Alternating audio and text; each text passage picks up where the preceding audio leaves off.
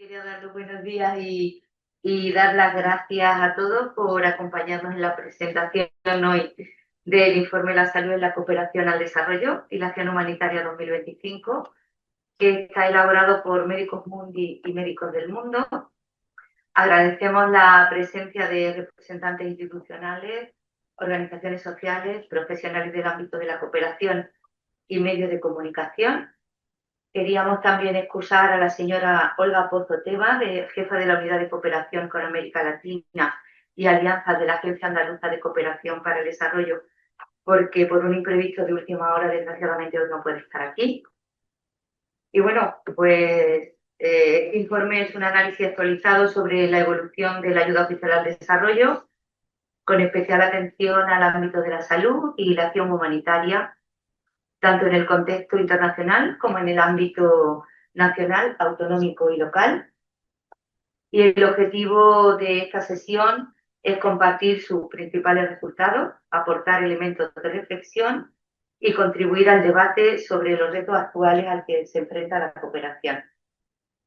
Bueno, vamos a intentar por todos los medios desarrollar un acto ágil, combinando presentación de datos, análisis y abriendo luego un espacio de diálogo con ruegos y preguntas al que todas y todos ustedes están invitadas a participar, ¿de acuerdo? Pueden tomar la palabra. Y bueno, y a continuación, ahora sí, perdónenme, el señor José Antonio Montilla, tiene la palabra el subdelegado del Gobierno de Granada, que además hoy nos recibe en su casa. Muchísimas gracias. Gracias. Muchas gracias. No, perdona que me haya adelantado, era para decir que estamos encantados de acoger en la subdelegación del Gobierno la presentación de este informe. Esta casa está abierta siempre para cualquier iniciativa de las que valgan la pena, de las que se sitúan en el marco de los principios y valores que sostienen a nuestra Constitución. Y sin duda la cooperación al desarrollo siempre va a ser un elemento fundamental. Yo creo que la cooperación al desarrollo es cada vez más necesaria. Desde un punto de vista ideológico, en primer lugar. Vivimos en un contexto de crisis humanitarias constantes, provocadas en muchos casos por los señores de la guerra, y no basta con lamentar esa situación o criticar esa situación. Es necesario actuar. Y además actuar no a la defensiva, sino poniendo delante, destacando la importancia de la posición alternativa. La posición alternativa a todas estas que están llevando la muerte y la destrucción a tantos y tantos lugares del mundo. Esa posición alternativa pasa sin duda por actuar desde el humanismo, como nos enseñaron en la Ilustración en el siglo XVIII, y ha permitido el progreso constante de la sociedad, salvo cuando se han olvidado esos principios. Como corremos el riesgo de que esos principios se estén olvidando, tenemos que salir no a defenderlos, sino a reivindicarlos. Y por tanto yo me planteo este acto como un acto de reivindicación de principios y de valores.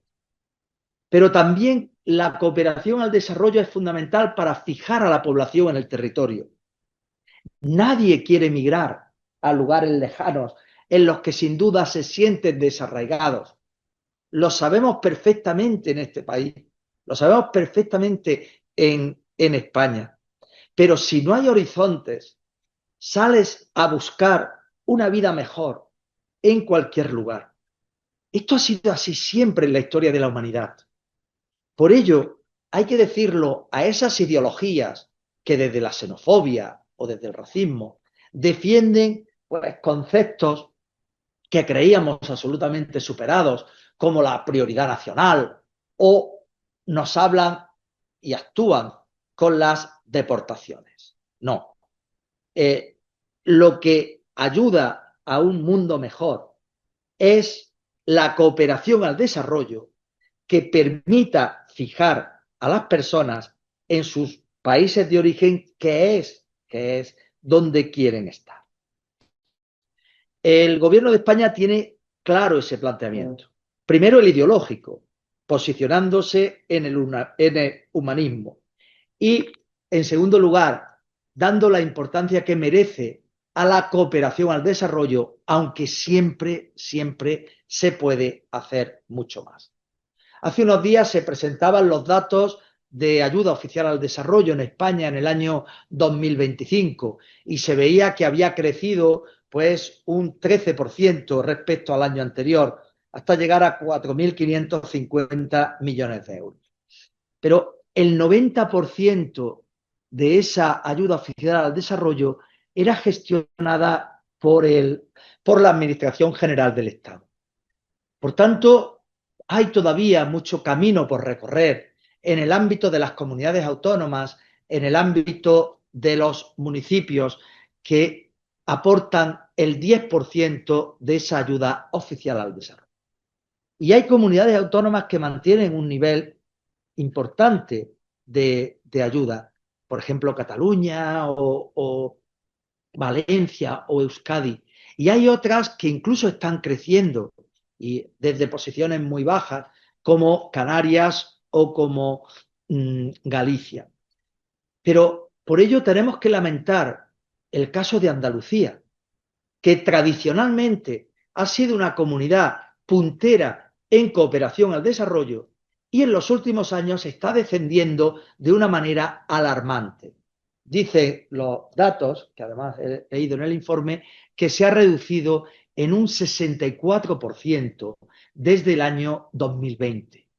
Esa bajada tan brutal, además continuada, refleja que no es una cuestión coyuntural, sino que es una línea política, sin duda una línea política absolutamente equivocada, absolutamente errónea.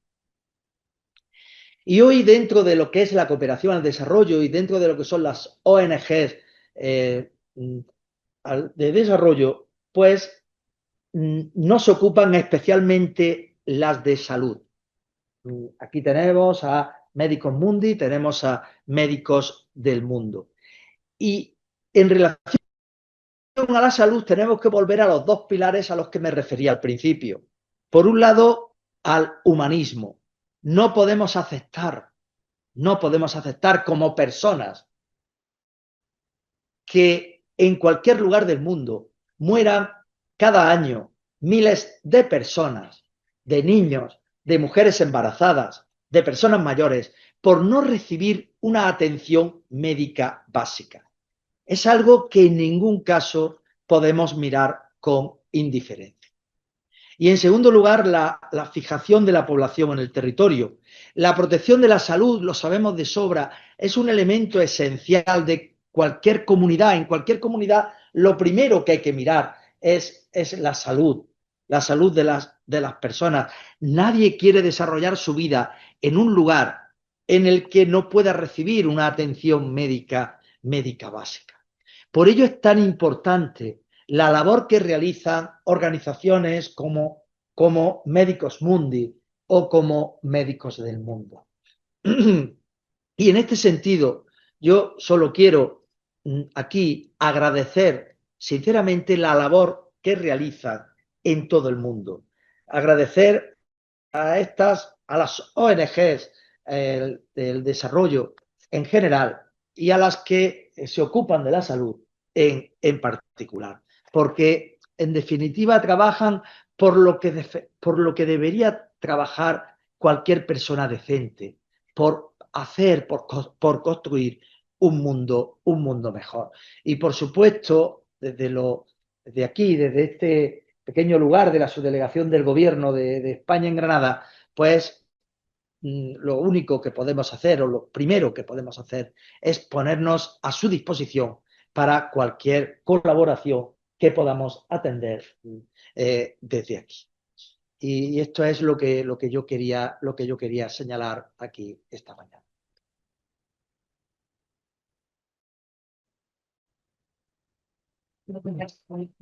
Muchísimas gracias, señor Montilla. Y bueno, entramos ahora en lo que es el núcleo, ¿no?, del central de esta jornada, pues la presentación del informe. Y para ello contamos con la presencia de Félix Fuentenebro Fernández, que es director de la Federación de Asociaciones de Médicos Mundi España, y de Tamara Rodríguez Pola, vocal de Cooperación Internacional en Médicos del Mundo Andalucía, que expondrán los principales datos, tendencias y conclusiones del informe. Cuando queráis.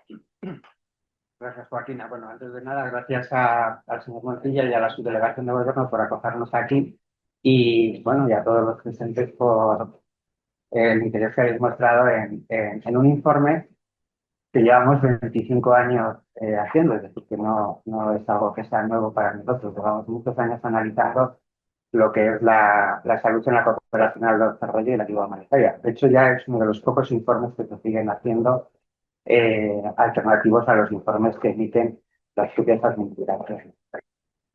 Antes de nada, el informe tiene un informe de gordo y el informe que luego hacemos para las comunidades autónomas, pues que es un poco más elemental.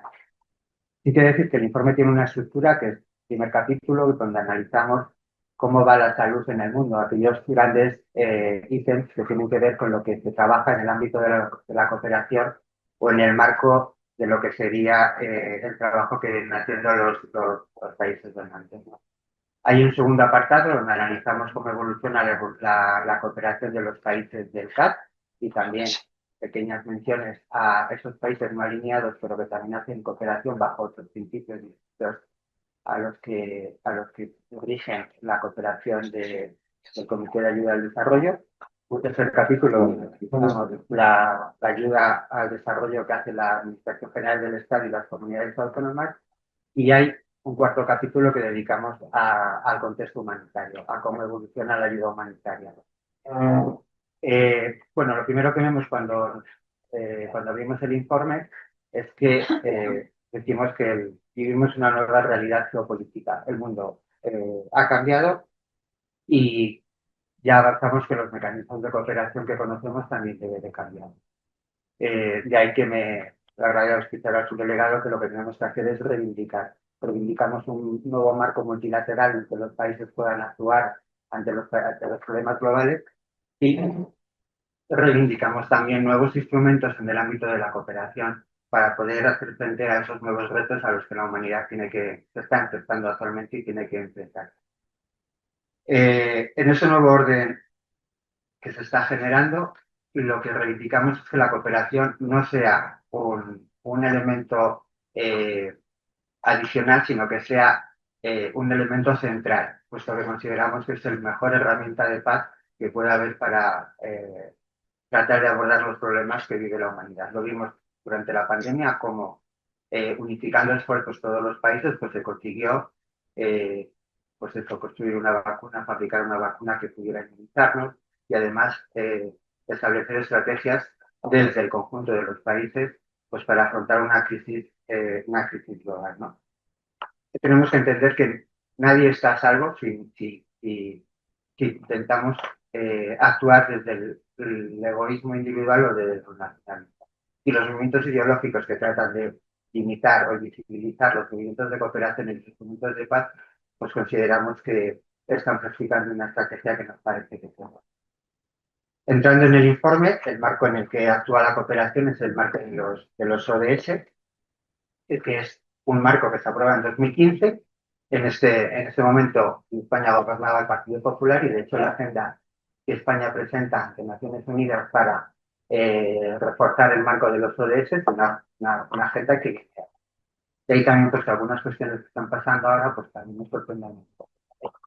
Es una agenda que ha sido apropiada por todos los estados, entre ellos por el gobierno de España. Bueno, vemos que el marco de los ODS, pues a 5 años del horizonte fijado para el cumplimiento de las metas, pues la cosa pues como que no va nada bien. Solo el 17% de las metas está en camino de poderse alcanzar, hay un 17% que muestra avances moderados bueno, y el resto pues la verdad es que no va nada bien.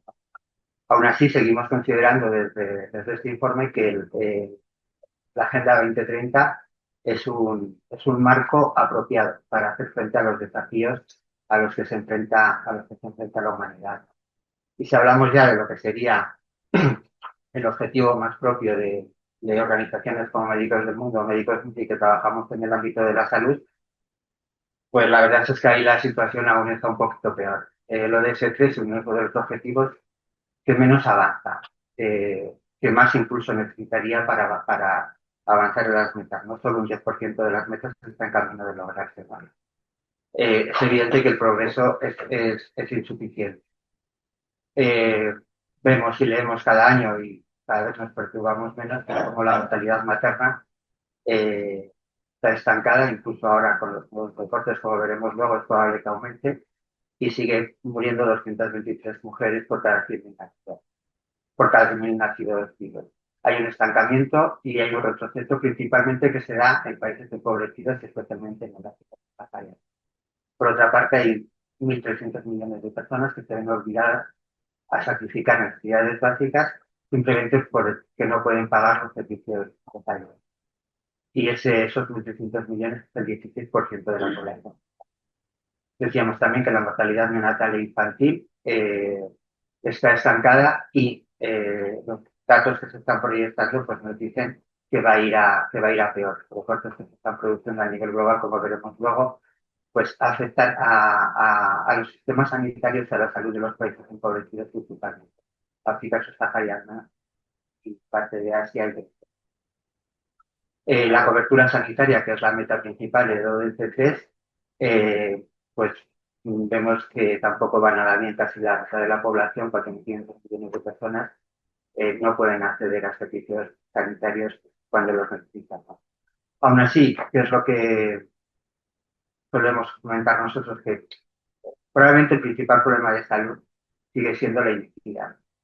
De ahí que una parte del mundo, como es el África subsahariana, tenga muchas dificultades para acceder a servicios y otra parte del mundo, pues bueno, pues los tenga un poco mejor, ¿no? Y eso es un problema de inequidad a la hora de poder acceder a los servicios.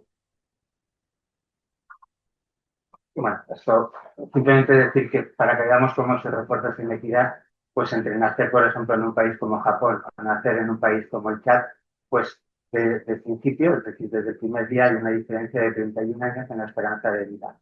Y eso tendría que hacernos pensar, porque en función de donde nazcas, tienes unas oportunidades, ya no digo profesionales, sino simplemente de vivir, o no tienes esas oportunidades de alcanzar esa esperanza de vida. Y esto, pues, la distancia entre la esperanza de vida en los países desarrollados y los países pobres aumenta cada año. También analizamos cuando nos presentamos a un proyecto de cooperación, o, bueno, ahora que estamos con convocatorias de identificar, claro, una de las cosas que nos preocupa es de qué mueren las personas, ¿no?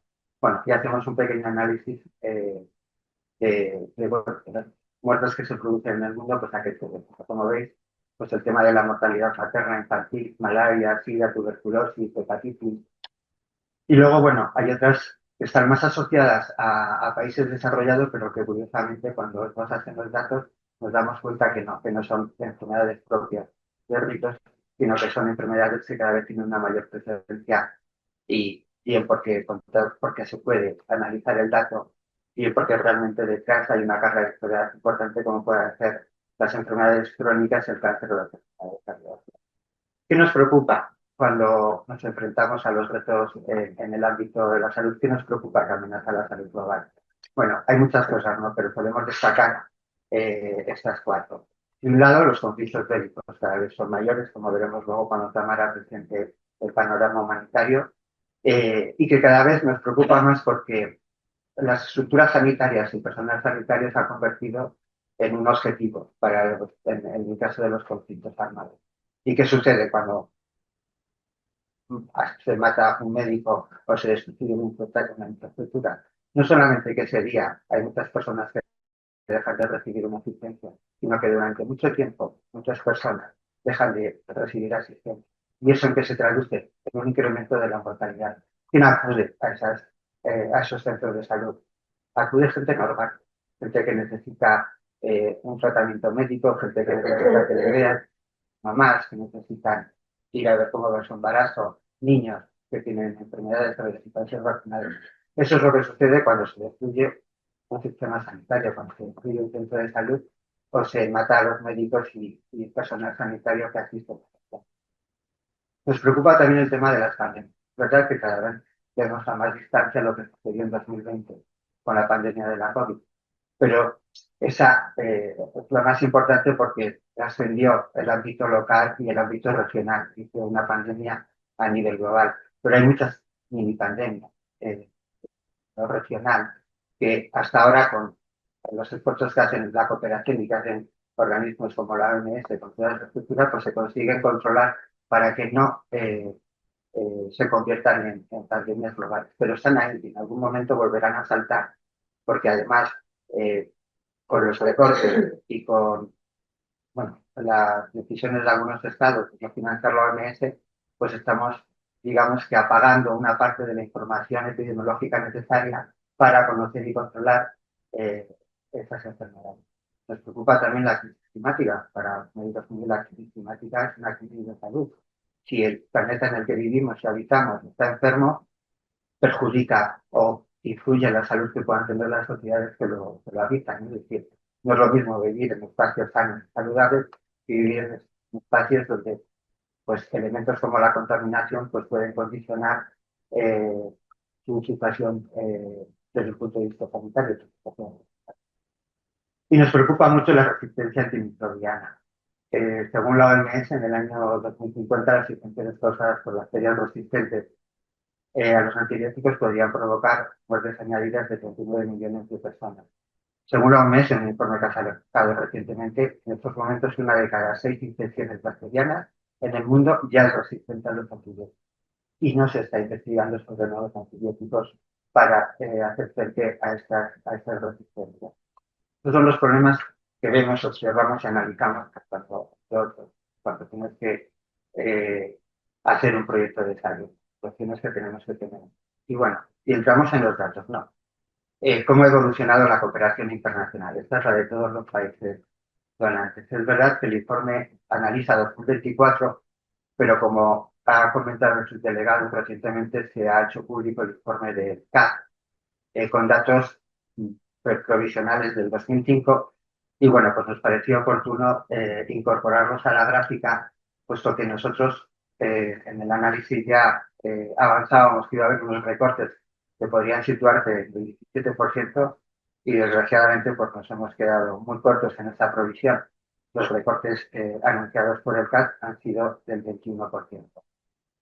Eh, eh, bueno, como vemos en la gráfica, eh, en el 2024 la ayuda al desarrollo de los países del CAC ascendió a 207.000 millones y en el 2025 pues bueno, se ha reducido hasta los 174. Detrás de estos recortes no hay un dato, no es solo un dato estadístico.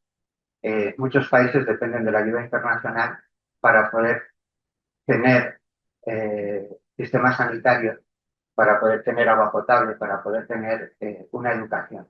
Y lo que se está haciendo con estos recortes es limitar la posibilidad de que esas personas puedan seguir teniendo acceso a una educación, acceso a la salud o acceso a agua potable. Al mismo tiempo que se incrementan eh, cuestiones más relevantes como es la desigualdad o la lucha contra la pobreza. Gran parte de estos recortes se deben a las políticas de Estados Unidos. Sabéis que desmanteló la Agencia Americana de Cooperación y pues, elevó los recortes eh, en un 50%.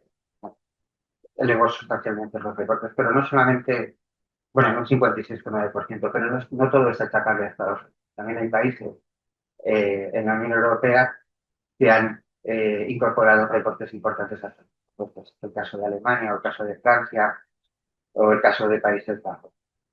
Eh, Nos parece que es un error porque los motivos que se aluden son diferentes en algunos casos y es la mayoría de ellos por el hecho de tener que invertir en la OTAN, invertir en la defensa pues reducen los presupuestos de cooperación. Y nosotros insistimos en que, primero, no es incompatible tener unos buenos presupuestos de cooperación y unas buenas políticas de cooperación con, si quieren apostar por la seguridad. Lo que sí que tenemos muy claro es que la principal herramienta de paz es la cooperación internacional de desarrollo, no es la OTAN. No es la OTAN por mucho que no nos guste. La cooperación al desarrollo es el principal instrumento de paz que tenemos. Y bueno, ¿y cómo se financia la cooperación al desarrollo a nivel internacional? Esta tabla no es del 2024, sino es como queda en 2025 una vez incorporados los datos preliminares, ¿no? Y hay un hecho que es histórico. Siempre era Estados Unidos el principal financiador, rondaba en torno a los 25.000 millones de dólares, ¿no?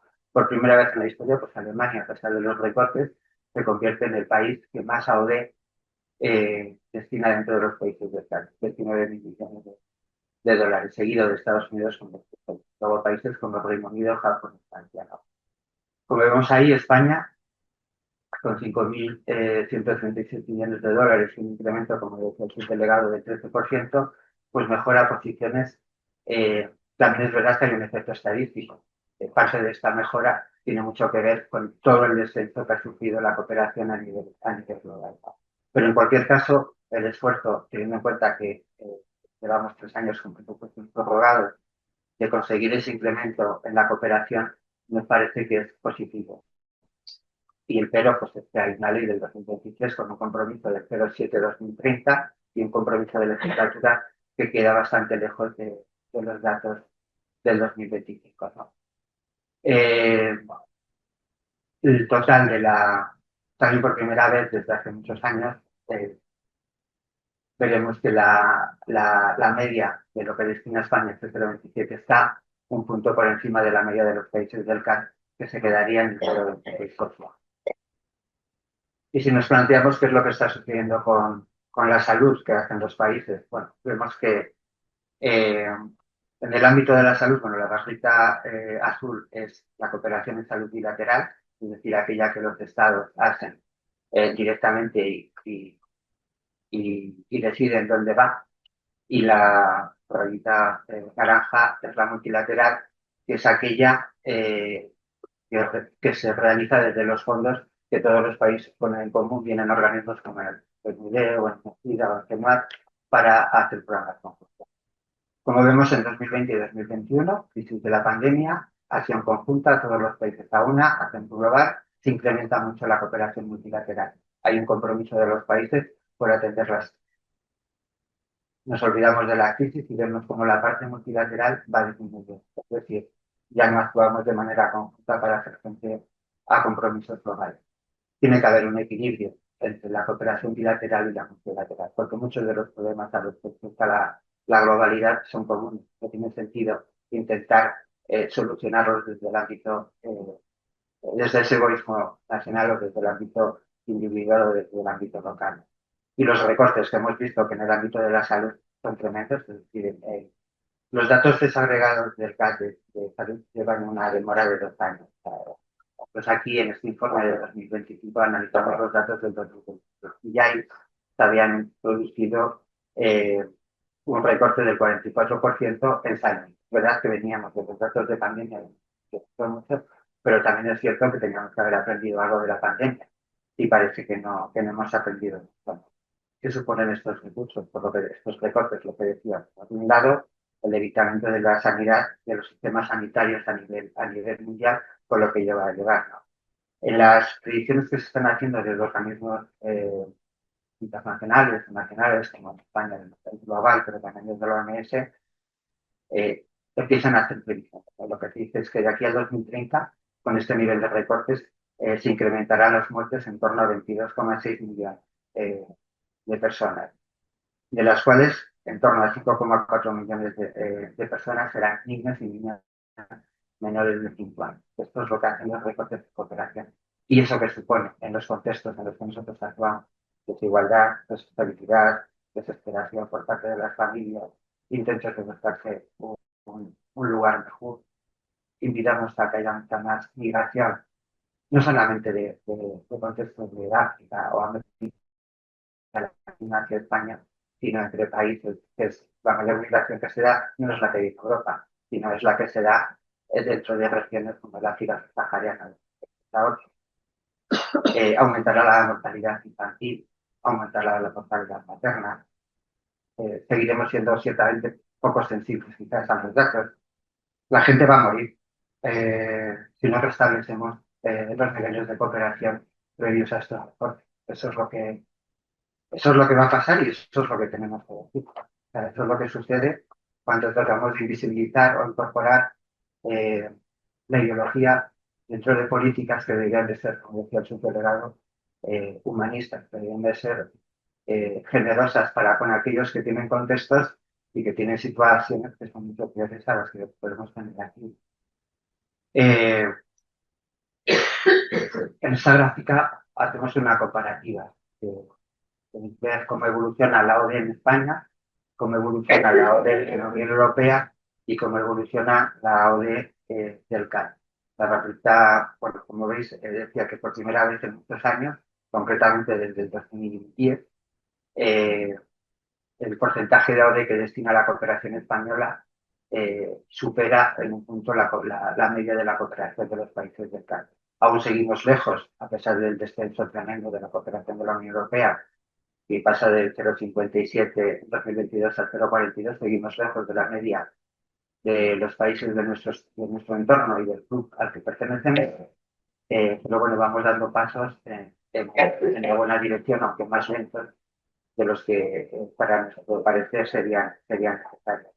Y decía, reducir la cooperación no es simplemente una cuestión presupuestaria, significa recortar derechos como el derecho a la alimentación, el derecho a los servicios, el derecho a la educación, el derecho al agua o el derecho a la escolarización. Si vemos qué sucede con la evolución de la ODE en España, pues bueno, tenéis también datos acumulados desde 2006. Seguimos sin alcanzar el techo que tuvimos en 2009 con el 0,45%, con el 0,46% cuando gobernaba Zapatero, que dio un impulso importante a la cooperación. Luego vino la crisis económica, que de alguna manera pues entendemos que ha servido de excusa pues, para una política que, como decía antes, ha sido construida con el impulso de la ciudadanía y con el consenso de los partidos políticos. Nos parece que la parte de la ciudadanía es prescindible y la de que ejercen los partidos políticos pues queda fuera. Y esto no debería de pasar. Hay un consenso social con una política, debería de haber mucha más sensibilidad por parte de los gobiernos hacia esa política. Y aquí, en muchas comunidades autónomas, en estos momentos, vemos que eso no está pasando. Lo hemos visto en Extremadura, con el pacto, lo estamos viendo ahora con lo que sucede en Aragón y lamentamos y nos preocupa poderlo ver en otros contextos. Y esperamos no tenerlo que ver aquí en Andalucía. Esperamos que el sentido común y que las políticas de cooperación resurja, se refuerce y de alguna manera el gobierno que sea responda a esa demanda social tan fuerte que hay para que el principal instrumento de paz con el que contamos pues tenga un lugar privilegiado en esta agenda de los gobiernos. Volviendo al dato, decía, en 2025 el 0,27%, en 2024 el 0,25%. Agradecemos que en un contexto de proyectos de supuestos prorrogados pues se incremente y lamentamos que el incremento sea tan escaso, pero entendemos también que los proyectos con los que cuenta la administración pues son los que son para poder avanzar en estas cosas. ¿Y cómo ha evolucionado la cooperación en salud? Aquí sí que tenemos que dar un pequeño tiro a la cooperación española porque entendemos que los recortes nos hacen. Venimos de un contexto en 2021 de pandemia con una inversión de 527 millones y el 16,86% y vemos cómo poco a poco pues, es verdad que en 2024 se incrementa en relación a 2028, pero lo que se invierte en salud es el 6,88%. Es a todas luces insuficiente, está por debajo, como veremos, como hemos visto, de lo que sería la media de los países del CAC, que aún van bajando, siguen el 25%, y por debajo podremos luego de la media de las comunidades autónomas que están en el 11,2%. Es cierto que en la cumbre de Sevilla, que se celebró el año pasado aquí en Andalucía, hubo un compromiso por parte del gobierno de bueno, Tiempos Sevilla por la salud global de hacer unas inversiones importantes de 310 millones en un instrumento plurianual pues, para mejorar la gobernanza y mejorar la salud. Y hay una apuesta clara por la salud, esa apuesta ideológica clara por la salud que tiene la cooperación española se tendría que ver traducida en pues, porque si no, la distancia y la brecha entre lo ideológico y lo práctico pues, se agranda y pierde credibilidad cualquier compromiso que se pudiera hacer en torno a él. Y bueno, y vamos ya un poco aquí, hemos contextualizado la cooperación a nivel internacional, la cooperación que hace la Agencia Espacial del Estado, y entramos en Andalucía. Antes de nada, quiero hacer una observación, una nota que hemos metido en el informe, porque la metodología que nosotros utilizamos para analizar estos datos, para analizar la cooperación internacional, se basa en los criterios del CAT. Y los criterios del CAT se basan en lo que se llama la clasificación de los códigos TRS.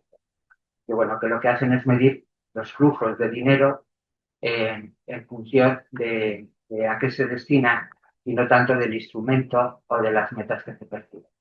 Aquí lo que hemos visto es que la Agencia Andaluza de Cooperación mezcla ambos criterios a la hora de medir. Por eso hay unas discrepancias que ya informamos en el cuadernillo de que pues, para nosotros utilizar el sistema de RS, la inversión en salud es de 1.198.000 euros.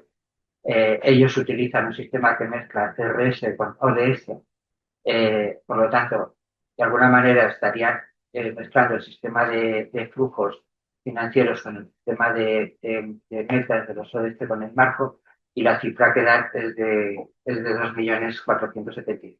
Nosotros hemos hablado con ellas y ya les hemos dicho que para poder comparar con lo que hacen otras comunidades autónomas, con lo que hace la Administración del Estado, el sistema que tenemos que utilizar y que vamos a utilizar es el de CRS. Y les hemos pedido, en este sentido, que dialoguen con la Administración General del Estado, con la Dirección General de Políticas, para de alguna manera pues bueno, solucionar este problema, que es que la agencia reporta de una manera y el sistema lo interpreta de otra manera, porque lo que se trata es de medir los flujos de agua. Es decir, también que desde hace muchos años, aquí conocido por todos, y nosotros lo comentamos en el informe, para nosotros la cooperación descentralizada, a pesar de que, como decía su delegado, representa solo el 10%, es muy importante. Y es muy importante no por la cuantía, o no únicamente por la cuantía, sino porque la cooperación descentralizada es más flexible que la cooperación que hace la Administración General del Estado y nos permite llegar a poblaciones y a contextos donde no llega la cooperación que se hace desde los grandes organismos o desde los grandes organismos. Y además tiene otro valor añadido, y es que la cooperación descentralizada permite vincular comunidades, no Estado, no gobierno, sino comunidades, es decir, gente con gente. Es decir, a nadie se le escapa que lo que médicos mundios, médicos del mundo hacemos en Marruecos, lo hacemos en Burkina, o hacemos en El Salvador, con la cooperación de la Agencia Andaluza de Cooperación, procede de Andalucía, no del gobierno de España, sino de Andalucía. Y eso creemos que son cuestiones que habría que poner en valor. Y nos preocupa que desde hace unos años venimos observando cómo esta cooperación, insisto, es una cooperación, una política pública que además las comunidades autónomas tienen las competencias, una competencia descentralizada. Y la responsabilidad es de las comunidades autónomas. Nos preocupa cómo está siendo cuestionada o incluso está desapareciendo de las agendas de algunas comunidades. Y este despliegue consideramos que responde principalmente a valores ideológicos, que cada vez se van extendiendo más y que consideramos que damos y pedimos también ayuda a la ciudadanía para ponerle fe. Insisto, la cooperación descentralizada ofrece una proximidad, una legitimidad social y una capacidad también de innovación entre los pueblos que debería de ser una prioridad para cualquier lugar. Entrando en los datos, pues ahí veis el total de la evolución de la cooperación descentralizada. cooperaciones autonómicas y entidades locales, cómo evoluciona la cooperación de los gobiernos autonómicos y cómo la de las entidades locales. Estamos en cifras pues, del año 2011, 2010, pero estamos aún muy lejos del techo que tuvo la cooperación descentralizada en el 2000, del 2008 con 670. Las curvas son parecidas, como veis, la actividad económica se notó en todas las cooperaciones, algo que ya denunciamos en este momento, que era como más fácil es coger y imprimir la solidaridad. Siempre hemos dicho que nos ha parecido un error no intentar, no digamos, no decíamos que no hubiera que recortar, lo que decíamos es que no debe ser uno de los elementos sobre el que se descargan los recortes, ¿no? Las políticas de cooperación. Bueno, si vamos ya a las tablas, aquí veis el comportamiento y la evolución de los gobiernos autonómicos, de las agencias de cooperación del 2019 al 2024. Como decía su delegado, pues en 2019 la Agencia Andaluza de Cooperación gestionó 57 millones de euros y en 2024 pues 20 millones. Ese es los recortes acumulados que ha habido desde el 2024, como se comentaba después del 64%. Y son recortes que no están. Cierto es que hay otras comunidades que han podido mantener músculo en el ámbito de la cooperación. Es verdad que hay mucha heterogeneidad y creemos y consideramos que la cooperación autonómica de alguna manera está muy en toda ella, muy ideológica. Está muy presente la ideología en las políticas. Se utiliza, como estamos viendo en las negociaciones, y se ha convertido para algunas ideologías en una línea roja que no debería de ser consentida por ningún gobierno. Parece muy preocupante. Bueno, ahí hemos visto cómo los recortes acumulados, es verdad que la cooperación va descendiendo poco a poco, porque tiene descenso ahí 10 millones en el global, pero bueno, vemos que los comportamientos son muy diferentes y se puede actuar de manera diferente.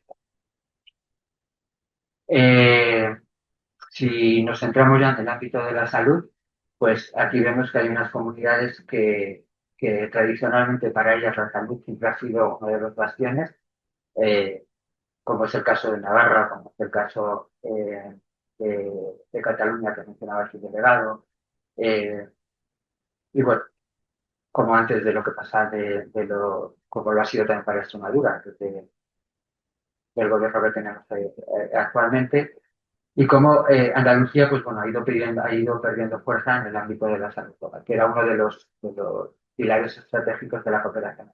En estos momentos, la cooperación en salud es el 5,96% de toda la cooperación que hace la Agencia Andaluza de Cooperación. Nos gusta pues eso, que las cooperaciones que se puedan comparar con lo que hacen otras comunidades por aquello de que queremos trasladar que hay formas de hacer las cosas y de alguna manera pues poder denunciar que no nos parece muy apropiado los recortes que se están produciendo en el ámbito de la cooperación. Y luego solemos hacer como una especie de ranking, ¿no? Que siempre le gusta más a la prensa que a nosotros. Pero bueno, también es situar a cada uno por donde están, ¿no? Si tomábamos en consideración esos 20 millones que la Agencia Andaluza destina a la cooperación, creemos que es la cuarta comunidad que más fondos brutos destina. Si tomamos los datos de salud, vemos que es la quinta, repito, es el 1.198.000, pues es la quinta cantidad más importante que vemos en esta tabla. Pero claro, cuando analizamos cuál es el peso que tiene este 1.198.000 en el conjunto de la cooperación en salud que hacen todas las comunidades, pues vemos que apenas es del 3,31%. El mayor porcentaje lo tiene Cataluña, que financia el 34,97% de toda la cooperación en salud que se hace con fondos descentralizados, y Valencia con el 19,27%. Y nada, restaría con él. Esas son las principales. Si vemos cómo ha evolucionado la ODE total y la ODE salud en Andalucía, pues ahí vemos, ¿no? Cómo los picos, o sea, cómo en un momento dado, en este año 2009, era la primera comunidad, la comunidad autónoma que más fondos destinaba a cooperación, estos 99 millones de euros, y cómo, bueno, a partir bueno, es la cooperación también que más recorta cuando viene la crisis económica. Ahí se ha puesto apenas quedar en el 14 millones en 2011, es decir, en 2 años se desmantela todo el sistema de cooperación, luego intenta crecer y bueno, se va moviendo ahí con picos, con altibajos, hasta que llegamos a 2020 y es donde vemos ya una tendencia descendente que no se consigue revertir. Si cuando vemos también, y esto ya son datos del 2024, cuando vemos el número de acciones porque se ha financiado la cooperación aquí, pues vemos que han sido 78 de las cuales solo 4 son salud. 4 entendiendo que son según el sistema de reporte del CAD, es decir, códigos CRS 121, 122, 130. Eh,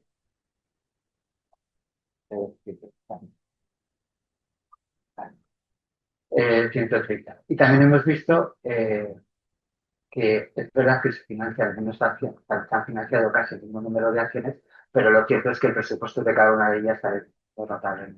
Con lo cual, definir las cantidades que se destinan a los proyectos, pues también tiene consecuencias en el impacto que se puede conseguir y la previsibilidad de la ayuda que necesitan las comunidades con las de cooperación.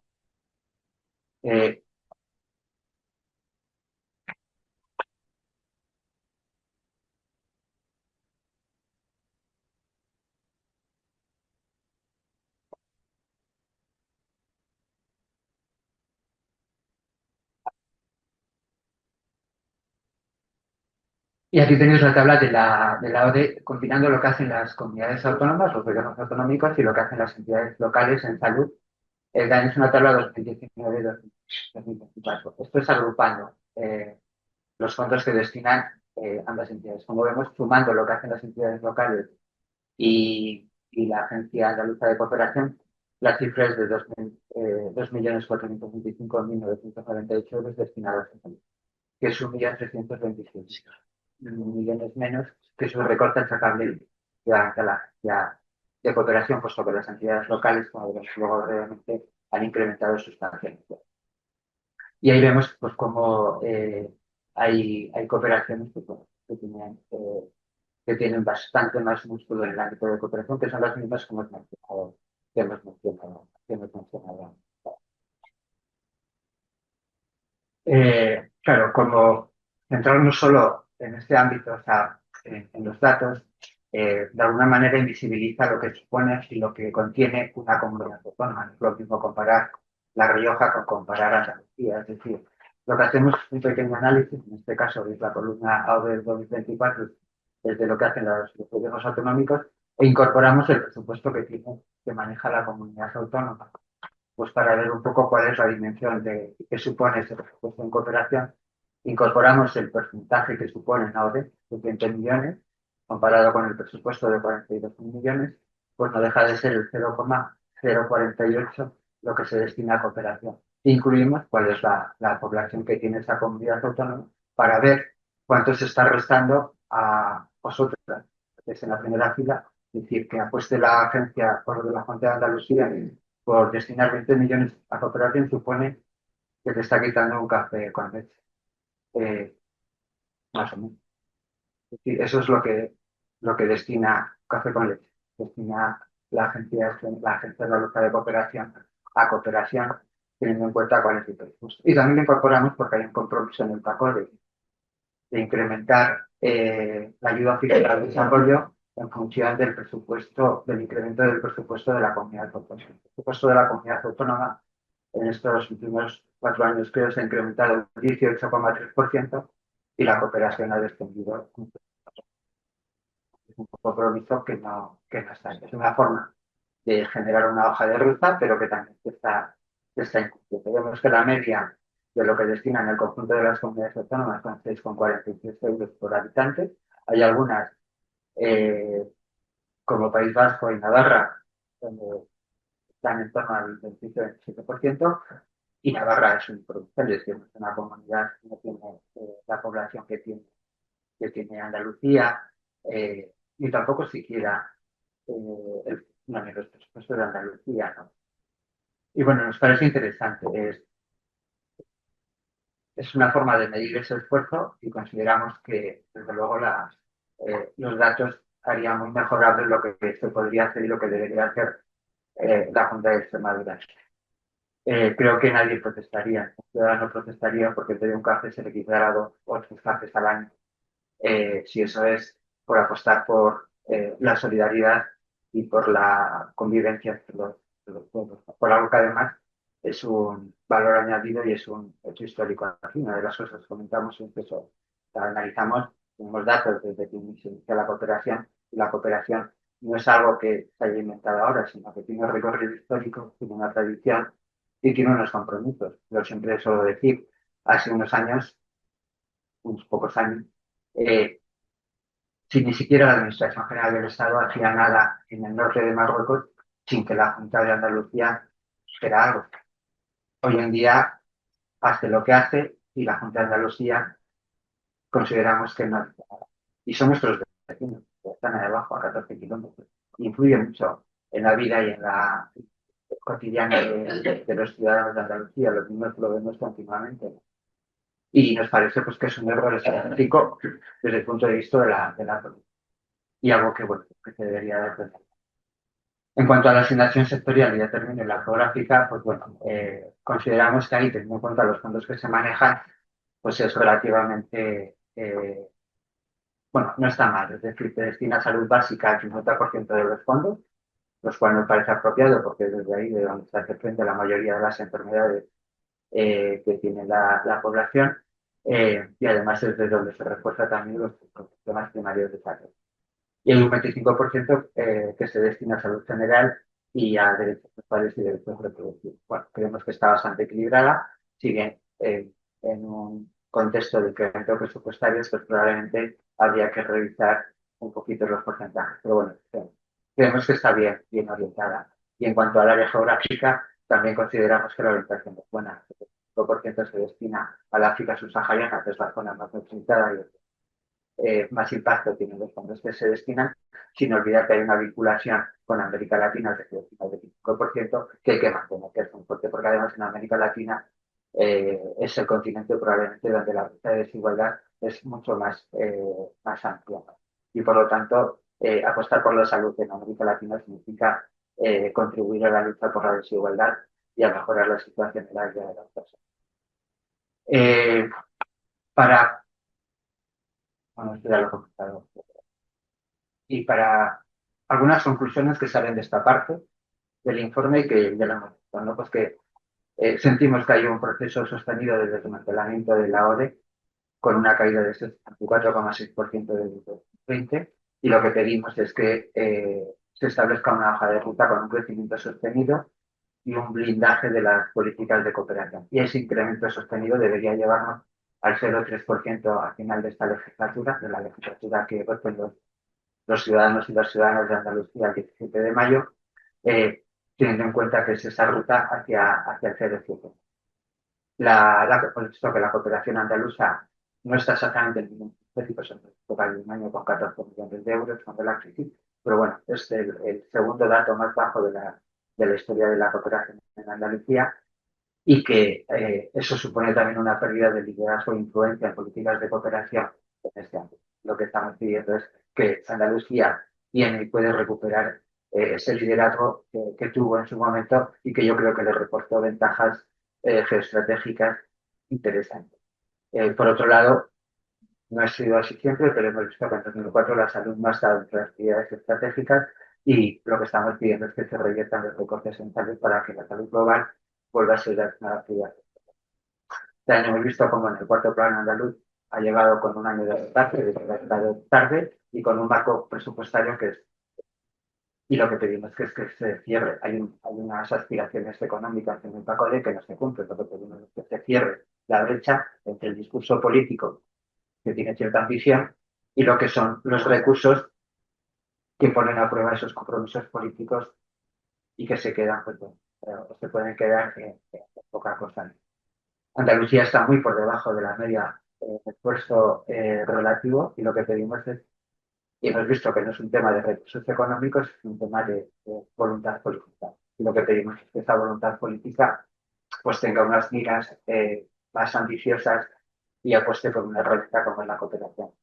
Y para las entidades locales de Andalucía, que hemos visto que han recortado presupuesto, si bien en el ámbito de la salud se han incrementado, lo que le estamos pidiendo es más consistencia en sus presupuestos y en sus acciones y desde luego que consoliden la cooperación sanitaria como una prioridad, puesto que eh, las entidades locales cuando apuestan por educación, por salud, por agua, lo que están apostando es por aquello que saben hacer, que es lo que ellos gestionan también en su ámbito y es donde pueden aportar ese valor añadido con los pequeños montos o mayores montos que puedan dar en cooperación. Y yo me quedo aquí y me paso a otra más.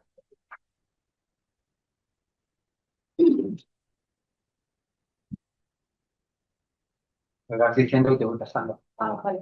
Vale, vale. Bueno, ¿se escucha bien? Ahora mejor. Bueno, buenos días. Muchas gracias a todos por la asistencia a la presentación de este informe y además, bueno, estar aquí, ¿no? ¿Se escucha igual feliz? ¿Se apaga? Lo paso a apagar. Está apagado. Vale. Y bueno, también agradecer, ¿no?, estar en este espacio tan vinculado y con tanto compromiso con los derechos. Fijaos que como médica de familia, mientras estoy aquí, pues habrá pacientes míos donde algún profesional le va a renovar su tratamiento crónico. Si hay una urgencia, pues se va a atender a esta urgencia. Incluso se va a realizar un transporte en una ambulancia medicalizada, porque, bueno, pues en nuestro sistema, ¿no?, pese a las limitaciones, esto sigue funcionando. Pero fijaos que esta no es la realidad, ni este es el panorama a nivel mundial. Y aquí tenemos, si podéis ver el mapa, tenemos unas cifras que son totalmente desalentadoras. Estamos hablando de 323 millones de personas que requieren asistencia humanitaria y 295 millones de personas que sufren inseguridad alimentaria. Estamos, ¿no?, como hemos dicho durante todo este tiempo, que hay una crisis humanitaria sin precedentes, hay una violencia generalizada y ataques a la población civil y al personal sanitario. Esto creo que también es importante remarcarlo. Estamos en el número récord de incidentes contra la atención sanitaria. Se han registrado 3.623 en el último año. Sobre todo el mayor número han ocurrido en la Franja de Gaza, y la salud, pese a ser un objetivo a nivel, ¿no?, a nivel global, porque la salud es global, es que estamos viendo que la salud es un objetivo de guerra, ¿no? Y esto es altamente preocupante. Sin embargo, vamos a una paradoja, que estamos haciendo o intentando hacer más con menos recursos y no podemos hacer más en salud con menos recursos. Esto yo creo que es una premisa y que todos la tenemos que tener muy clara. A mí me gustaría que antes de hablar de esta área de la acción humanitaria, nos coloquemos en lo que estamos hablando.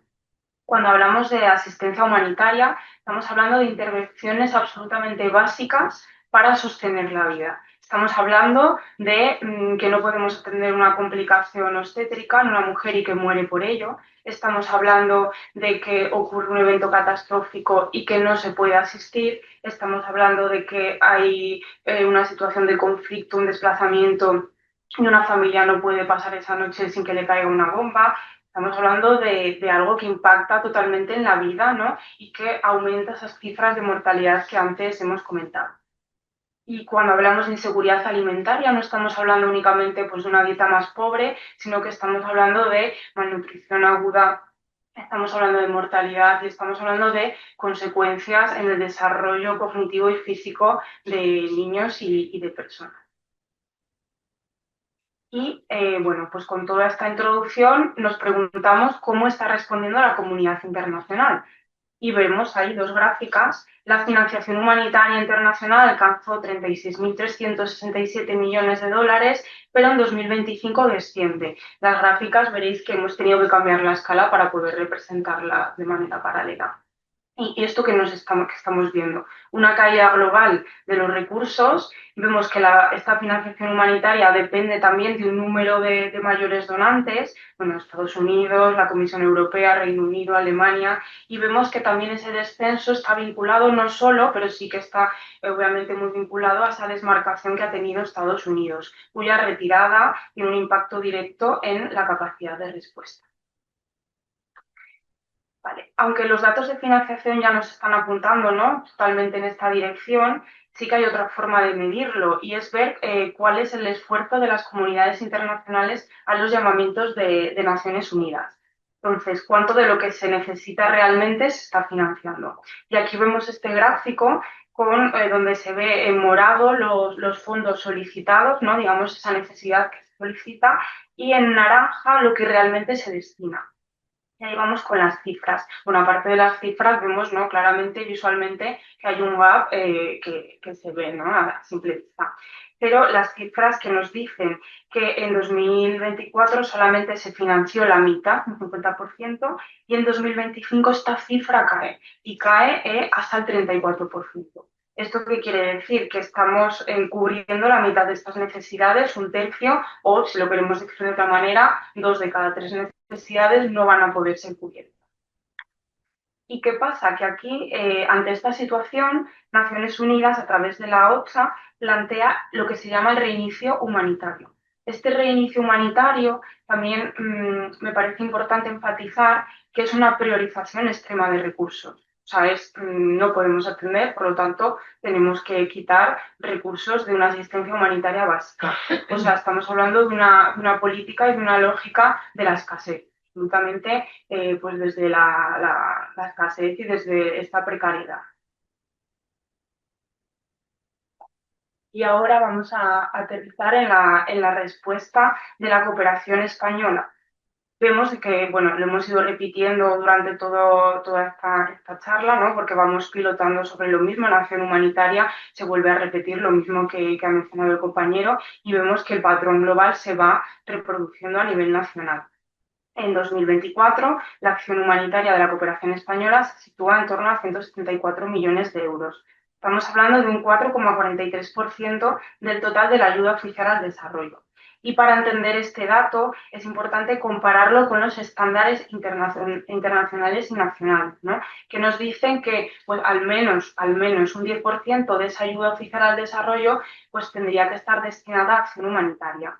Y además también, si nos comparamos con la media de los países del CAD, del Comité de la Agencia del Desarrollo, vemos que están un 12%. Por lo tanto, esa cifra, ese 4,43%, lo vamos a comparar con ese 10% y con esa media del 12%. Y esto a que nos lleva, ¿no? Las conclusiones de esto es que España está por debajo de las recomendaciones y también está por debajo de este esfuerzo medio que hacen los países del entorno. Vemos en el gráfico, lo podemos ver que es algo que no es puntual, sino que va siendo sostenido.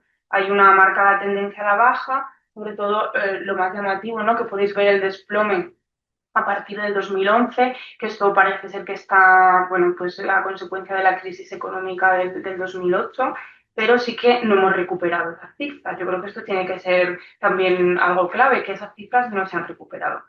Y bueno, pues es también una pérdida de peso. Esto nos lleva a que estamos teniendo una pérdida de peso en la acción humanitaria dentro de la política de cooperación.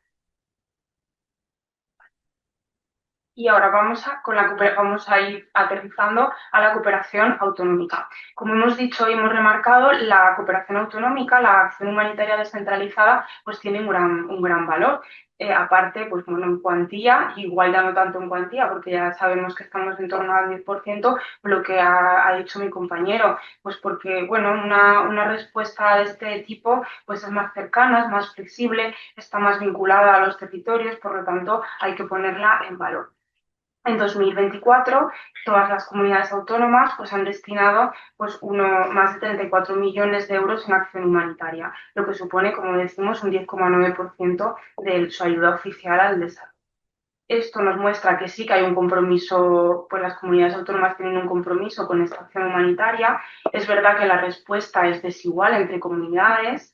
Algunas, pues bueno, concentran mayores esfuerzos, como hemos mencionado el País Vasco, la Comunidad Valenciana, Y Andalucía, pues ahora lo detallaremos más en la siguiente diapositiva, sí que históricamente ha tenido un peso muy importante. Como hablamos, nos encontramos entre la cuarta en términos generales, la quinta en términos de salud del volumen total.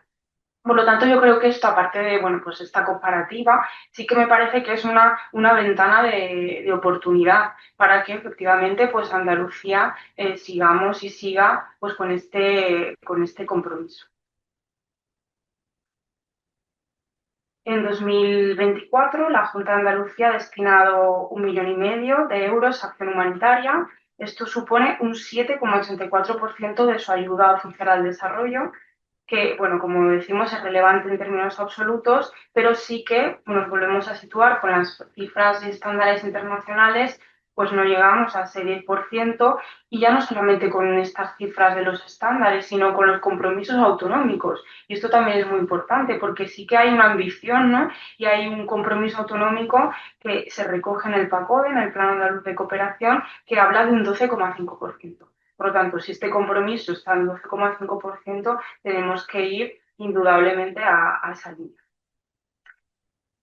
Yo esto es una cifra que he mencionado también y que me ha parecido, me ha gustado mucho la metáfora con el café con leche. Bueno, pues aquí voy a hablar yo del extra, de la tostada de la media mañana. Ya no estamos hablando ni del café con leche. Andalucía destina 0,18 euros, o sea, 18 céntimos por habitante, frente a una media autonómica de 70. De 70.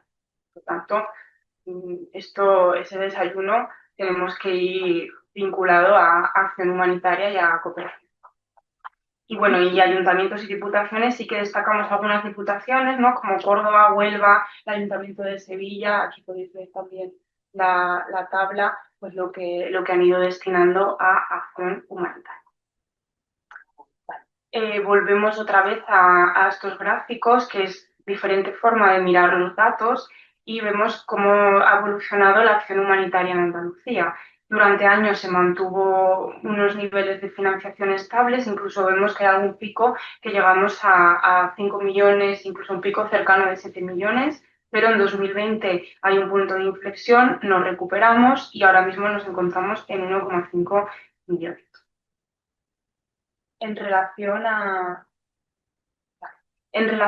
dónde se está destinando esta acción humanitaria, pues bueno, pues efectivamente parte importante de la financiación se concentra en contextos de crisis humanitaria especialmente graves, bueno, como tenemos Palestina, Sáhara Occidental, otros países del África subsahariana, Burkina Faso, Mali, y es ahí donde se destina principalmente, o sea que lo que se está destinando sí que está acorde, ¿no?, a esta gravedad de las crisis humanitarias y está alineado de alguna manera a los focos de necesidad globales. Y como conclusiones, ¿qué dos conclusiones obtenemos de esta parte? Pues una conclusión es que hay que consolidar el sistema de reporte hacia la DGPoldes, hacia la Dirección General de Políticas del Desarrollo, porque hay que mejorar cómo se registran, cómo se comunican, cómo se validan estos datos. Eso ya también lo ha comentado mi compañero, que es importante, aparte de que se haga esa financiación, que se registre correctamente. Y también, como segunda conclusión, la acción humanitaria pues no es una opción secundaria. O sea, al final, la acción humanitaria es una herramienta clave para garantizar derechos en un mundo que cada vez pues, es más desigual, y Andalucía puede y debe hacer más. Y para terminar, y puesto que estamos en pre-campaña y tenemos aquí diputados y diputadas que que están ya inmersos en esas campañas, hemos preparado algunas recomendaciones a los partidos políticos que emanan exclusivamente del informe. No son tanto, imagino que la coordinadora planteará otras, pero bueno, estas son un poco aquellas que de una manera natural después. Bueno, como veis, a la luz del análisis realizado y considerando la evolución reciente que ha tenido la ayuda oficial al desarrollo en Andalucía, pues es imprescindible que los partidos que concurren a las próximas elecciones autonómicas incorporen compromisos sólidos pues que permitan reconstruir una política pública de cooperación que sea coherente, estable y que esté alineada pues con los retos globales. La fuerte caída de la ODE en Andalucía, junto con retrocesos particularmente acusados en sectores estratégicos como pueden ser la salud o la acción humanitaria, yo creo que evidencian la necesidad de un cambio de rumbo. Vivimos en un contexto global y local especialmente complejo, marcado por el aumento de las desigualdades, la polarización social y el cuestionamiento de los consensos básicos en torno a los derechos humanos, la democracia y la convivencia. Nos preocupa que determinadas políticas vinculadas a derechos fundamentales sean instrumentalizadas, debilitadas o eliminadas por responder a agendas ideológicas que niegan o cuestionan derechos humanos universales, como la igualdad entre mujeres y hombres, la diversidad cultural o los derechos de las personas migrantes. Hablamos de políticas que han sido construidas durante décadas mediante el diálogo entre instituciones públicas y sociedad civil, consolidándose como un activo estratégico para la democracia, para la justicia social y para la solidaridad internacional.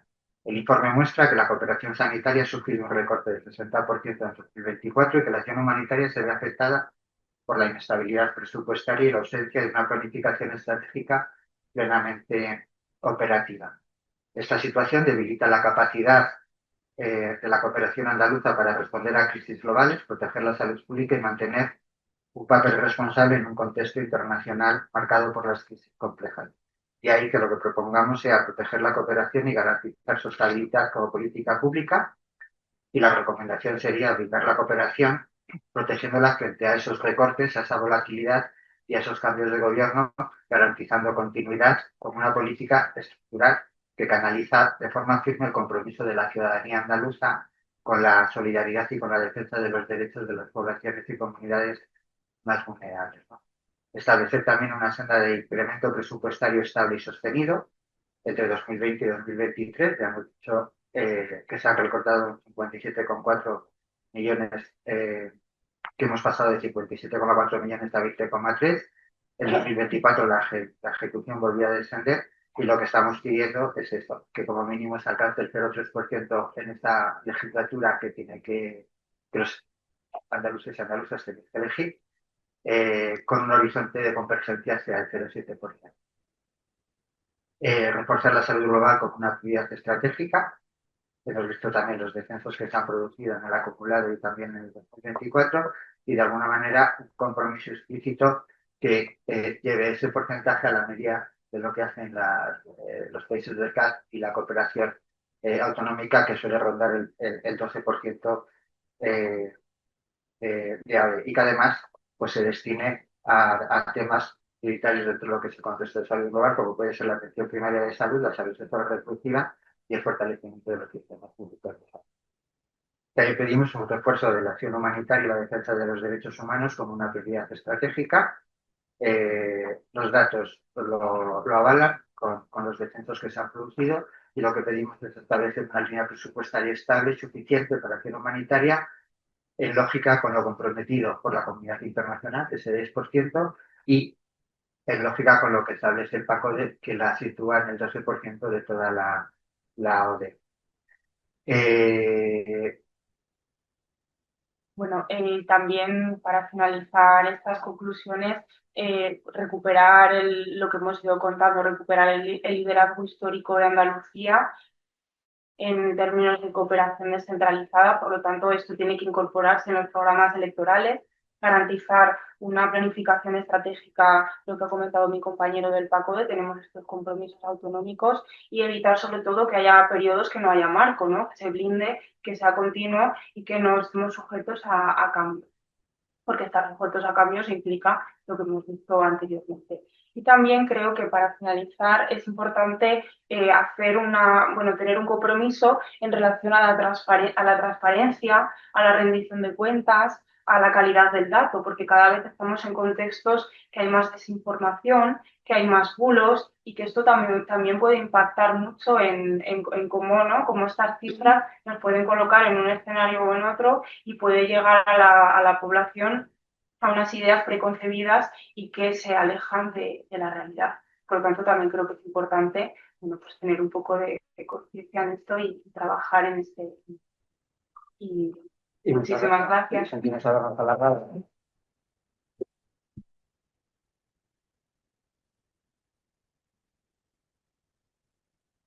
Bueno, pues quizás nos hemos extendido un poquillo eh, y esta vez queríamos dar la palabra a Carlos, si quiere darnos unas palabras.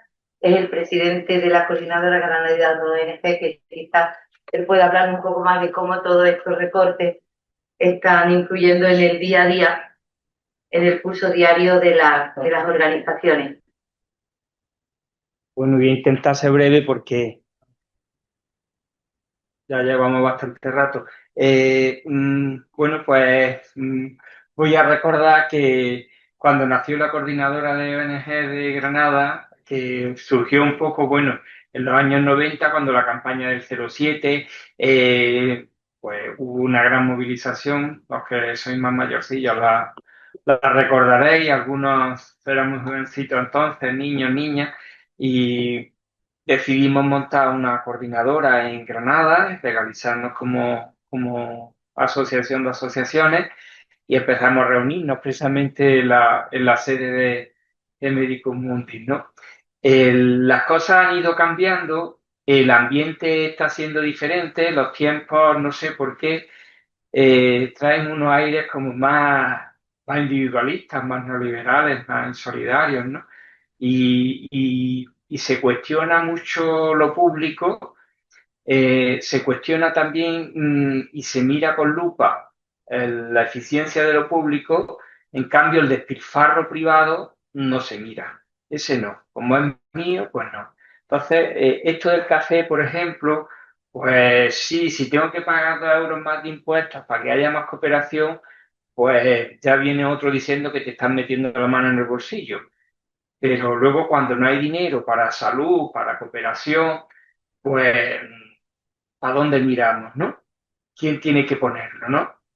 Creo que es importante que eso lo defendamos desde la sociedad civil, que haya un presupuesto justo para cooperación y que eso tiene que ir dentro de una política global. Y eso es importante que la sociedad civil pues lo perciba porque se transmitan unos valores.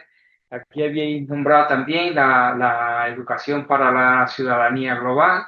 Hay muchas personas en la ONG que estamos trabajando en eso y esa parte también de sensibilización, de incidencia política, de no de recordarle a los partidos en cada institución que no pueden olvidar el 07, que no pueden olvidar la cooperación, ¿no? Granada es una ciudad que no es muy grande. Bueno, pues tiene sedes de entidades importantes como Medicus Mundi, que tiene su sede andaluza en Granada. No sé si ahora tenéis en otro sitio de Andalucía también, así con este peso que tenéis en Granada, pero bueno, pues, pero luego tenemos también otras ONGs que son pequeñas, pero que tienen un entorno social aquí que apoya y que fortalece esas entidades, pues está fortaleciendo también el que eso. Y el subvencionar proyectos que apoyan estas entidades y subvencionarlos desde la cooperación local, tanto de ayuntamientos como de diputaciones, pues también fortalece ese tejido asociativo. Y también, como habíais comentado antes, pues llega también a comunidades a lo mejor alejadas con iniciativas que refuerzan la salud, refuerzan la atención en sitios marginados y en aspectos importantes. Ahora mismo, pues me viene a la cabeza el trabajo que hace la ONG Sendero de Maíz, que es una ONG pequeña, que tiene pocas subvenciones, que tiene implantación en Granada y que si les quita la subvención, pues los va a dejar muy tocados, ¿no? Porque no tienen tampoco muchos canales de financiación, pero que el trabajo que están haciendo en Guatemala con niños y niñas sordos y ciegos, pues es muy importante en esa comunidad, ¿no? Entonces, no podemos perder este apoyo a todas esas entidades y que también refuerzan pues las asociaciones que hay en pueblos muy concretos, como en Güeneja o como en Guadí o como en Iguala, o sea, y que están trabajando la cooperación desde un hecho. No llega a grandes cifras, pero creo que que sí que genera una dinámica y una conciencia en la sociedad de que la cooperación es importante. Es verdad que a veces desde la ciudadanía se ven muy lejos los problemas y que cuando pasa algo cercano, pues la gente se manifiesta solidaria, ¿no? Y siempre hemos dicho que en España somos solidarios, se ha nombrado antes, en Andalucía también, pero luego a veces los discursos ideológicos distorsionan, ¿no? Cómo se tiene que canalizar esa solidaridad.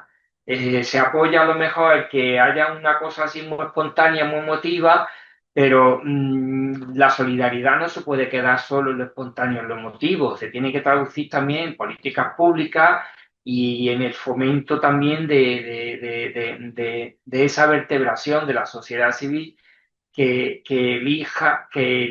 apoye y que trabaje y se implique en ese tipo de proyectos de cooperación, ¿no? Entonces, desde la coordinadora, pues sí que queremos también lamentar un poco el que cuando se recorta, pues también afecta a la población destinataria, a las propias trabajadoras y trabajadores que están en la ONG. Hay voluntarios, pero también tenemos técnicos y que la situación de las entidades, de muchas de las ONG, a nivel, digamos, del personal que trabaja ahí, pues muchas veces es muy precaria, ¿no? Porque no hay una continuidad, hay esas fluctuaciones que luego repercuten que si hay más proyectos puedes tener una persona, ahora le reduce la jornada, ahora la despide, lo hace fijo discontinuo. Y claro, las personas que trabajan en la ONG están muchas veces sometidas, en muchos casos, a una precariedad y una inestabilidad que no ayuda a que se refuerce la cooperación, ¿no? Y esa participación social que genera la ONG, ¿no? Y ya está, ya si hay que preguntar algo, porque no, ya te vamos a hablar. Muchas gracias, ¿eh? Muchas gracias. Así que un breve, pero espero que intenso, turno de ruegos y preguntas. Si es un espacio para el diálogo, estamos así en familia, pues si quieren preguntar alguna cosa, tienen los ponentes. ¿Alguna pregunta? Damiana. Perdona, Daniel, no tenemos micrófonos de mano. Si podéis alzar un poquitín la voz, lo agradeceríamos. Ya lo sé, lo sé. Lo sé. Bueno, la ayuda, la cooperación, ahí lo entiende la gente. Si tiene apoyo social de la mayoría, pues no sé, la mayoría es 50%, 60, 70, no sé, con el apoyo social se supone que la ONG y la cooperación nacional tiene. ¿Por qué el mensaje que se oye solamente de esta ultraderecha que dice que somos un hospital africano, como lo dicho ayer? ¿Por qué no se oye a ese apoyo social? ¿Por qué no se oye en los medios? Porque ¿dónde está la comunicación de ese apoyo social y tiene la cooperación? Esa es mi pregunta. Solamente se oye es un discurso de esta gente que está criminalizando a los inmigrantes, etcétera, etcétera. Entonces, o nos falta la capacidad de comunicación o algo falla. ¿Contesto o...? Es que se acopla con él. Se acopla los dos. Habla. Ahora. A ver, como decía antes, probablemente la política que más consenso entre instituciones y sociedad civil ha tenido siempre es la cooperación internacional.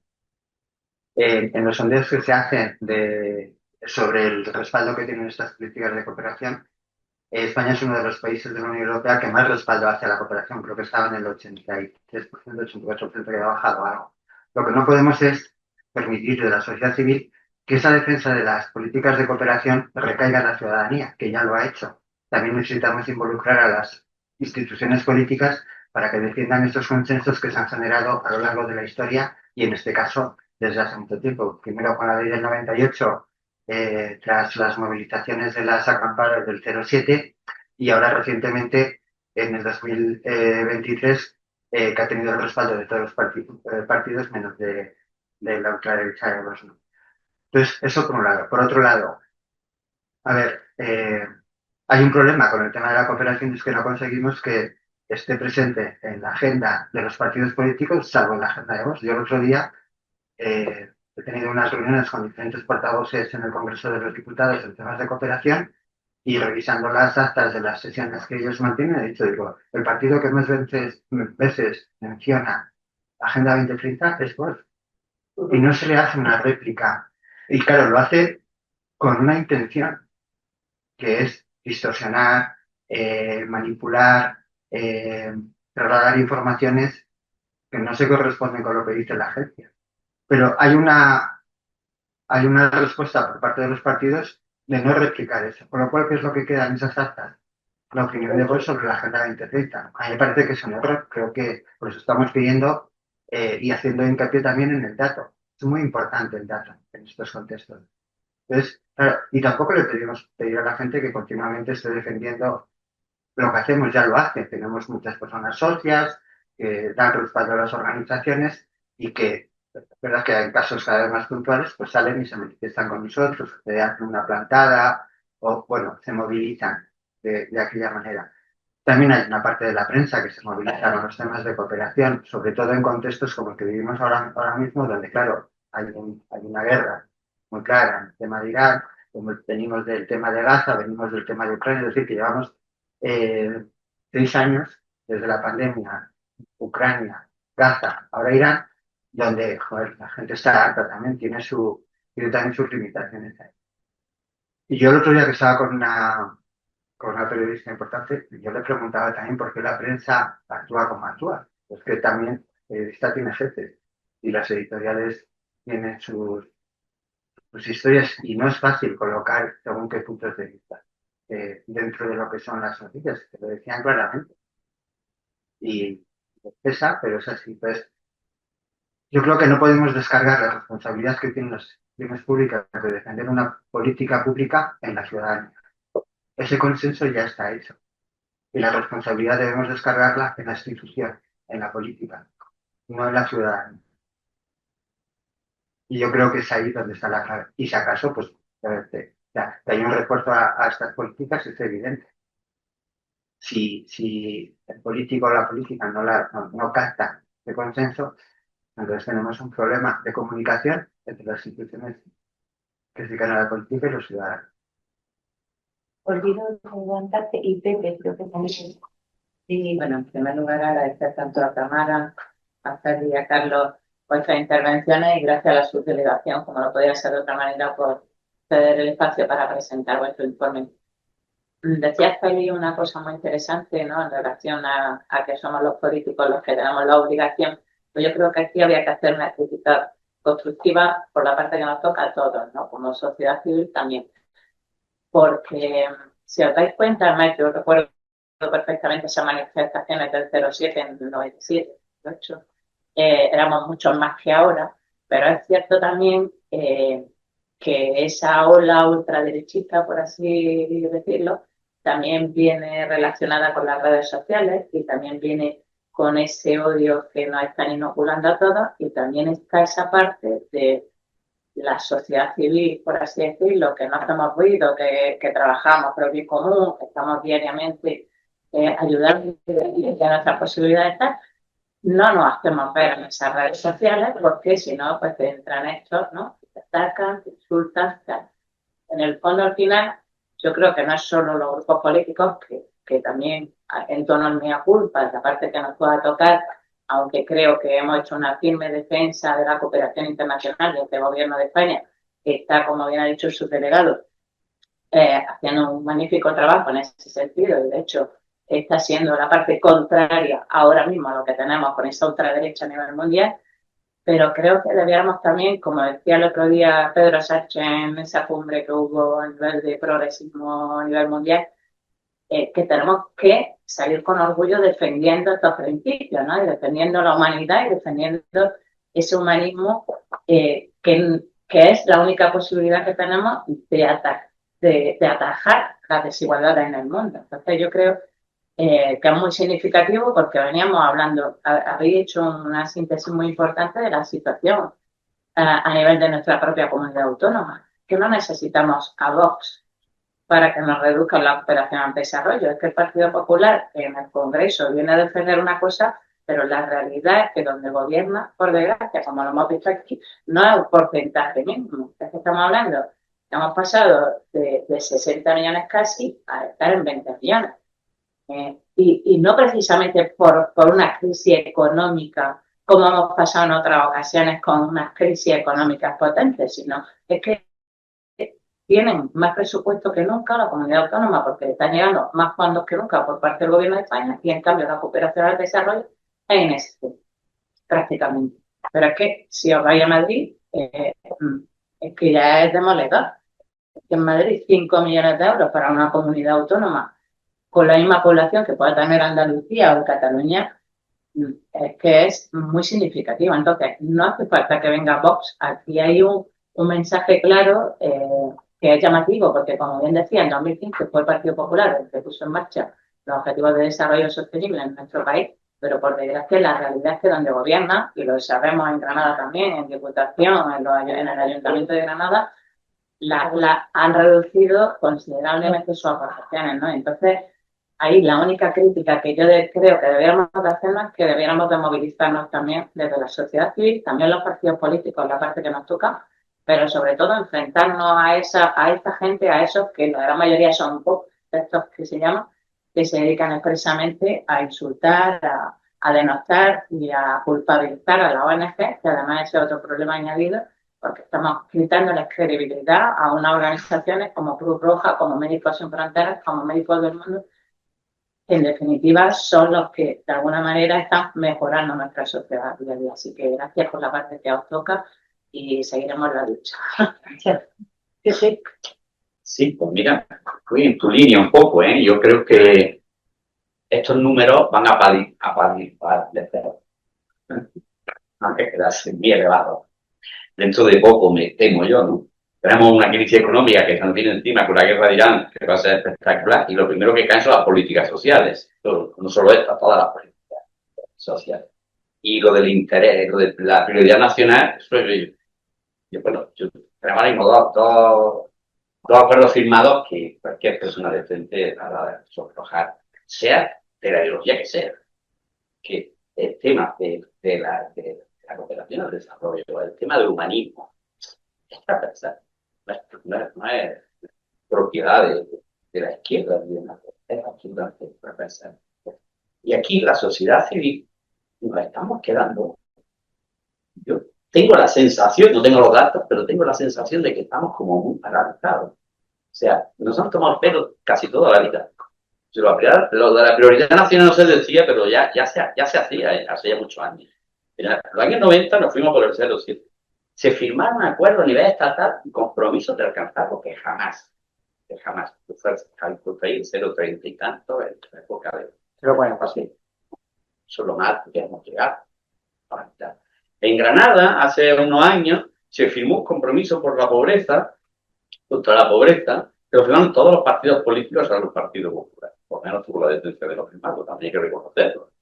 Porque es que no se hizo nada. O sea, que el compromiso y la sociedad civil no tuvimos la capacidad tampoco de exigir que se cumpliera con lo que se había firmado, que se llegó a firmar en un documento.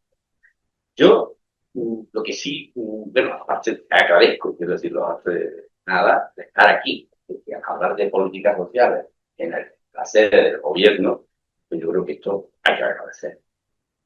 Que no es lo mismo hablar desde aquí, por desgracia, el púlpito que se usa tiene mucho que ver luego en lo que la gente se quiere. Por ahí tengo que dar las gracias. Pero sí es verdad que tenemos que plantarnos un poquito como sociedad civil, movilizarnos un poquito, de una forma muy transversal, tiene buenos y malos, porque tenemos que garantizar que todas las políticas públicas sociales, cuida la cooperación, que evidentemente tienen que tener una prioridad en el acuerdo, pase lo que pase. Y aprovechemos ahora un poquillo, que no sé si mañana en Andalucía no tendremos también prioridad nacional, y si el año que viene no la tendremos a nivel estatal, todo puede ser. Así que movilicémonos un poco, porque se nos viene el tiempo muy rápido. María Ángel, sí. Bueno, agradecido bueno, el trabajo que hacéis, que existan estos informes, tener estos datos, esta información. Yo quiero un poco reforzar, conocía, de hecho estaba hablando con el portavoz en el grupo parlamentario que ha llevado temas de cooperación en esta legislatura. He hablado con él esta mañana para que me pusiera un poco al día, ¿no? de cuál era la situación. Los datos vuestros son todavía peores de los que teníamos. Y yo quiero un poco reforzar algo que ya se ha dicho aquí, ¿no? ¿Cómo se resalta la cuestión ideológica en este tema, ¿no? Recortar un 64% en la financiación a la cooperación al desarrollo, cuando durante estos 8 años la Junta de Andalucía ha tenido más presupuesto que nunca, cuando en 2025 se han dejado sin ejecutar 5.000 millones de euros. 5.000 millones de euros. Realmente una cuestión ideológica y también una cuestión de poca visión estratégica. Yo, bueno, quiero trasladaros el compromiso de recuperar el liderazgo en cooperación al desarrollo. Yo hace 4 años era profesora de la Escuela Andaluza de Salud Pública y he vivido de cerca los años en los que en la escuela tenía una línea, de hecho una de las grandes líneas de actividad de la escuela fue la cooperación al desarrollo. La escuela desarrolló proyectos muy importantes en América Latina y también en Marruecos, en Angola. Tuvimos proyectos en República Dominicana, en Nicaragua, en Guatemala, en Chile, Argentina, Bolivia. Proyectos de formación de directivos, de formación de profesionales y de salud pública. Y resalto un poco lo que tú comentabas, ¿no? Cómo esos proyectos generan relaciones entre países y entre personas, y de hecho de aquellos proyectos que ni que decir tiene que en los últimos años prácticamente han desaparecido, pues seguimos manteniendo relaciones con profesionales y hemos hecho proyectos de investigación con ellos y quiero también señalar que en los años florecientes de la cooperación, de los proyectos de cooperación al desarrollo de la Escuela Andaluza de Salud Pública, porque lo he conocido directamente, porque he trabajado directamente en esos proyectos, tengo que decir que la entonces consejera de Salud de la Junta de Andalucía era la capitana de esta línea de trabajo y de estos proyectos, ¿no? Por lo tanto, pues traslado el deseo de que podamos recuperar el liderazgo en cooperación al desarrollo, porque me parece que es algo que la gente quiere, que la mayoría social de Andalucía quiere, y que tiene que poder hacer una seña de identidad de Andalucía. Tenemos una última intervención, sí. Al fondo, sí.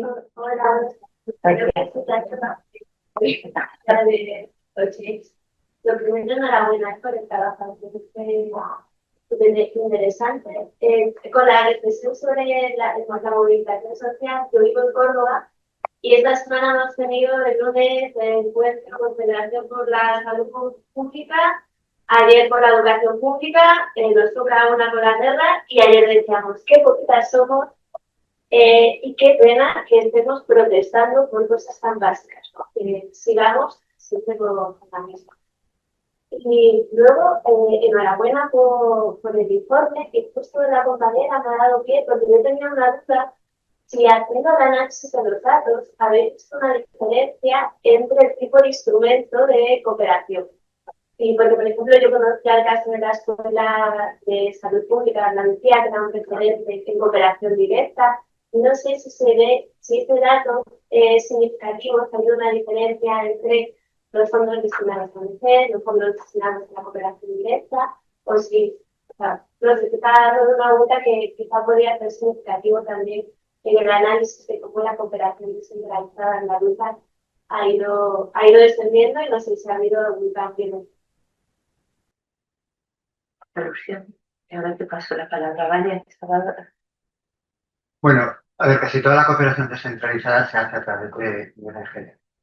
Únicamente aquellas que tienen, claro, un músculo financiero, Cataluña, País Vasco, yo creo que son básicamente las únicas, utilizan instrumentos bilaterales de financiación o cooperación directa.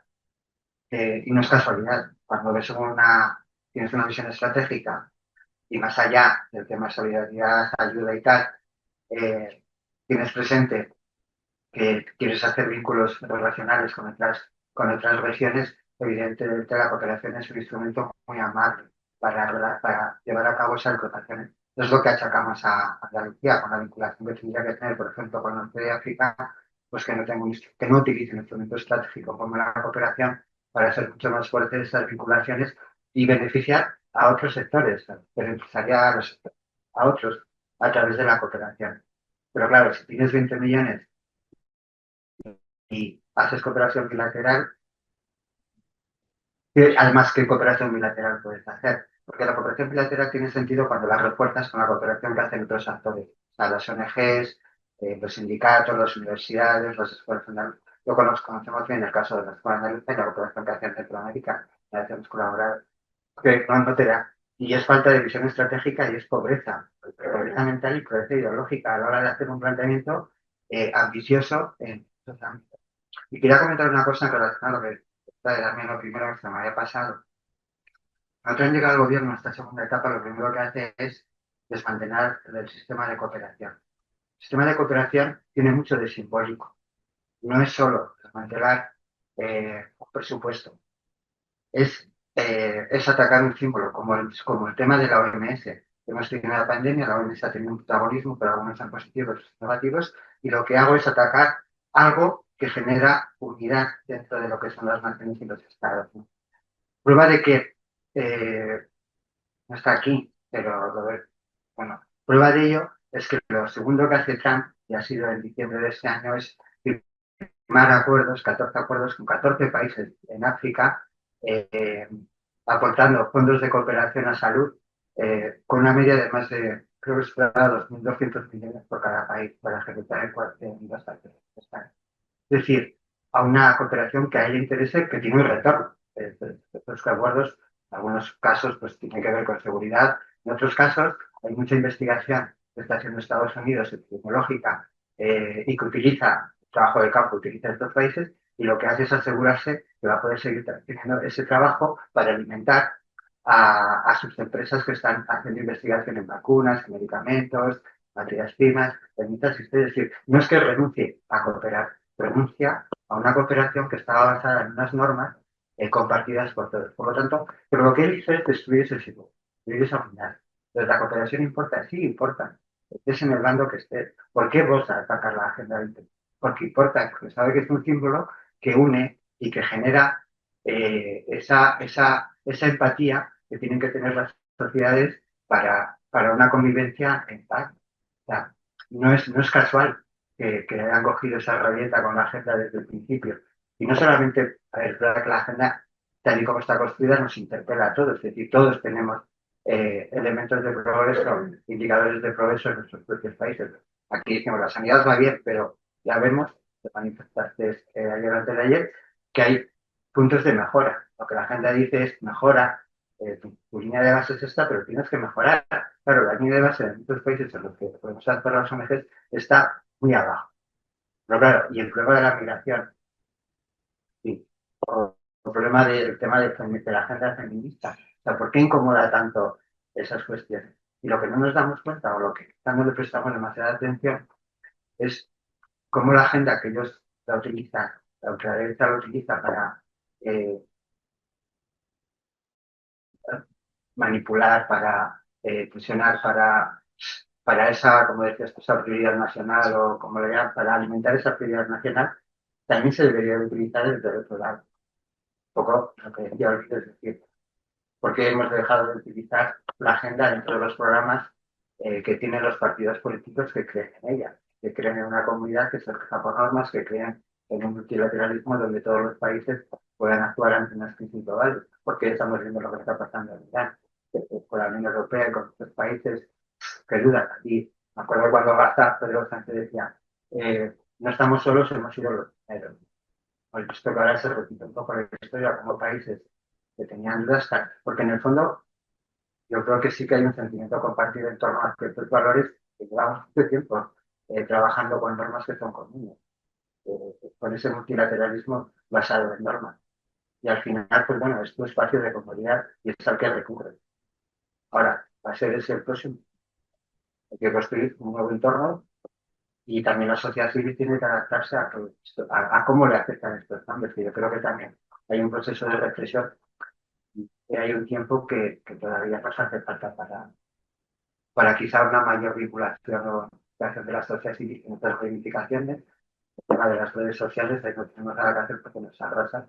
Lo hemos intentado y lo estamos intentando desde la coordinadora, desde las asociaciones, pero hace falta mucho dinero porque hay mucho dinero en nuestra asociación y entonces tenemos mucha voluntad, voluntarios y pocos recursos para contrarrestar esa ofensiva que ha pasado de ser una ofensiva a temas concretos como migración y feminismo, que ahora es a la cooperación al desarrollo. Bueno, pues a usted mi intervención porque se nos está dilatando muchísimo. Salva, que había levantado antes la mano. Yo, Sí. claro, gracias por la invitación y gracias por la exposición, ¿vale? Creo que ha sido bastante esclarecedor. Y bueno, creo que si algo dejan ver un poco los datos es que lo que os están fallando en las instituciones, ¿no? Como estáis diciendo, tenéis voluntarios, tenéis personas que se manifiestan y demás, y lo que está fallando justamente es el tema de la financiación. Aún así, yo sí es verdad que siento que creo que algo que se ha comentado aquí antes, creo que lo comentaba antes Carlos, el tema de que cada vez estamos en una sociedad más individualizada, ¿no? Yo recuerdo mucho en el instituto y tener muchas charlas sobre el tema de solidaridad, sobre el tema de las asociaciones que podían colaborar y ayudar. Y entonces quería preguntarle un poco que cómo abordaríais vosotros ese discurso, ¿no? Que principalmente está saliendo de primero que se cubra lo mío y después lo de los demás, ¿no? Y yo creo que es algo que se ve ya no solo a nivel internacional, sino a nivel del vecino de la puerta de al lado, ¿no? Y yo que trabajo con adolescentes veo mucho este discurso, ¿no? De primero mi casa y después ya, si sobra algo y me queda, pues ya miraré la casa de al lado, ¿no? Que entiendo que es algo al final que es una mentira y cómo ayudaríais, ¿no? A desmontar esto. Bueno, pues yo en relación a esto, además, creo que me viene muy bien tu comentario en relación también a lo que habéis dicho de ¿no? De cómo se contaminan con estas ideologías. Creo que es importante entender que no solamente estamos hablando de solidaridad, sino que estamos hablando de algo que va más allá, que es la justicia, ¿no? Entonces, no solamente, bueno, pues queremos ser solidarios, queremos ayudar, esto está muy bien, pero se trata ¿no? de construir, bueno, pues un marco a través de justicia, de derechos humanos. Entonces, yo creo que también es importante trabajar aparte en la desinformación, ¿no? En los bulos. Al final, yo creo que un sistema fuerte no significa el fuerte nivel del territorio, sino esa mirada afuera, porque y lo hemos visto con la pandemia que hemos mencionado y muchos otros contextos, una crisis humanitaria no solamente está en el territorio donde empieza, sino que tiene un impacto a nivel de todo, ¿no? Como hemos remarcado, la salud es global, no la salud está aquí, allí, sino la salud es global. Por lo tanto, yo creo que sería importante pensar en la justicia y pensar que es importante trabajar como sociedad, como voluntarios, como personal en el ámbito que sea, ¿no? La salud tiene que estar de manera transversal en todos los ámbitos, en la educación y obviamente en las políticas públicas. Bueno, pues ahora me gustaría pedir al señor José Antonio Montilla que vuelva a subir al estrado para despedir el acto. Y mientras él sube y se sitúa, yo quería pediros a todos un último esfuerzo. Y ahora, pues, cuando vayamos saliendo, nos quedemos un momentito y nos podamos hacer todos una foto de familia en la escalinata, ¿vale? Que nos gustaría muchísimo y que se nos quede un poco para el recuerdo y para este día que hemos compartido, que ha sido, creo que, muy, muy interesante, muy intenso y, bueno, lleno de esperanza y de compromiso, ¿vale? Espero que al final sean más que real, ¿vale? Muchísimas gracias. Bien, pues nada, yo simplemente despedir el acto. Yo creo que ha sido pues un acto muy interesante, muy formativo, donde todos pues hemos aprendido mucho y nos han dado datos que siempre son muy importantes, los datos, muy importantes, porque a partir de ahí hay que hacer los análisis y yo creo que hay tareas para todos. Creo que el diagnóstico lo tenemos compartido y cómo actuar ante esta situación para que esas líneas, esas pendientes que hemos visto, pues puedan ser remontadas, pues ahí yo creo que eso es tarea de todos, de la sociedad civil, de las organizaciones, de las instituciones, de los partidos que realmente, o de los grupos políticos que, que, que creemos en la importancia de la cooperación al desarrollo. Yo estoy convencido que la mejor política de inmigración que se puede hacer es la cooperación al desarrollo, lo tengo claro desde hace mucho tiempo y por tanto en esa tarea pues tenemos que conjurarnos todos y seguir adelante. Nada más. Doy por cerrado el acto.